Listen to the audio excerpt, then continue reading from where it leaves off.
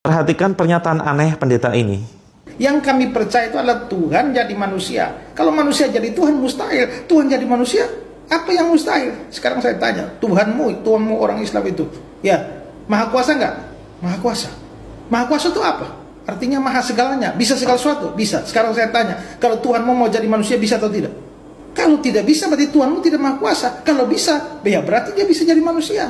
Apa yang susah bagi Allah? Oke teman-teman, ini sangat menarik ya. Sekarang kita jawab, Tuhan umat Islam maha kuasa nggak? Jelas, kami akan menjawab, iya. Tuhan kami, Allah Azza wa Jalla, maha kuasa. Kemudian pertanyaan kedua, dengan kemahakuasaannya, bisa nggak Tuhan menjadi manusia? Nah, kalau ini tidak perlu dijawab ya, karena pertanyaanmu itu adalah pertanyaan yang salah. Mungkin kamu akan bertanya, loh, memang ada ya pertanyaan yang salah? Ada dong. Oke, untuk membuktikan bahwa ada pertanyaan yang salah, saya akan tanya balik kepada kamu. Silakan jawab pertanyaan berikut ini. Apakah Tuhan Maha Kuasa? Silakan jawab. Saya yakin kamu akan menjawab, betul, Tuhan Maha Kuasa. Oke, saya akan bertanya pertanyaan yang kedua. Jika Tuhan Maha Kuasa, bisakah Tuhan menciptakan planet yang begitu besar, sangat besar, hingga saking besarnya, Tuhan tidak kuasa mengangkat planet ciptaannya sendiri? Silakan dijawab. Bingung kan? Jelas bingung. Kan saya sudah katakan, pertanyaan ada yang salah. Dan pertanyaan yang saya ajukan barusan, itu termasuk pertanyaan yang salah. Termasuk pertanyaanmu tadi ya, jika Tuhan Maha Kuasa, kenapa Tuhan tidak mampu menjadi manusia? Ini jelas pertanyaan yang salah.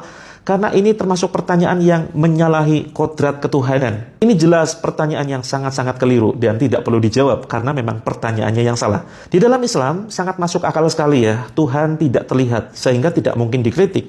Bahkan banyak di antara saudara-saudara kita yang akhirnya memeluk Islam karena dimulai dari proses berpikir. Di dalam Islam, konsep ketuhanan itu sangat-sangat masuk akal. Konsepnya adalah Tuhan tidak terlihat karena Tuhan berbeda dengan makhluknya.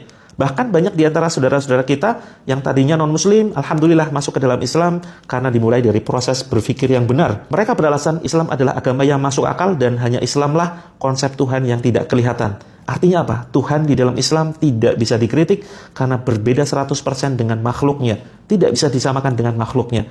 Berbeda dengan Tuhan-Tuhan agama lain yang mereka terlihat dan barangkali bisa dikritik. Dalam Islam, konsep yang menyampaikan ketuhanan adalah konsep utusan. Ya. Jadi Rasulullah SAW adalah utusan dari Allah Azza wa Jalla. Jika memang Islam agama yang menyimpang, tidak benar, kenapa Nabi Muhammad tidak sekalian mengaku sebagai Tuhan? Toh beliau mudah saja ya mengambil simpati banyak orang. Memiliki mukjizat yang begitu luar biasa. Ada yang menyebutkan mukjizatnya ada 4, 10, bahkan 17. Intinya banyak ya mukjizat yang dimiliki oleh Rasulullah SAW. Salah satunya adalah Al-Quran yang kita bisa rasakan saat ini kekuatannya. Yang atas izin Allah, Al-Quran ini bisa bermanfaat sebagai sarana penyembuh baik gangguan medis ataupun non-medis. Maka saudaraku seakidah, marilah kita terus ya mempelajari Islam, memperdalam ilmu keislaman kita. Kita kenali lebih jauh lagi sosok Rasulullah SAW yang betul-betul bisa kita jadikan suri toladan yang terbaik. Kita bisa tiru karakternya, perjuangannya di dalam menyebarkan Islam. Salah satu kitab yang saya rekomendasikan adalah kitab ini ya teman-teman ya, Sirah Nabawiyah. Ya, ini kita berisi sejarah hidup Rasulullah SAW lengkap dari mulai kelahiran beliau hingga wafatnya beliau. Dengan mempelajari kitab ini, insya Allah, Allah mudah-mudahan akan menguatkan iman kita, akan meluaskan pengetahuan kita tentang keislaman kita. Kita akan memiliki keyakinan yang kokoh terhadap Islam dan meyakini Islam adalah agama yang benar. Jika teman-teman merasa berat dan malas membaca kitab setebal ini, tenang saja teman-teman. Kitab ini sudah dilengkapi dengan QR Code ya. Teman-teman dengan mudah bisa melakukan scan QR Code yang tercantum di dalam cover kitab ini. Dan nanti teman-teman akan diarahkan untuk mendengarkan audio. Serta teman-teman bisa mendengarkan audio tersebut sambil rebahan, mungkin sambil beraktivitas atau sambil bekerja ya. Ini bukanlah sebuah pengeluaran, tetapi ini adalah investasi yang terus bermanfaat, memberikan manfaat dunia akhirat. Segera check out di keranjang kuning kiri bawah di sini ya, agar keimanan kita semakin kokoh dan agar kita lebih mengenal lebih dekat sosok Rasulullah SAW di dalam kehidupan kita.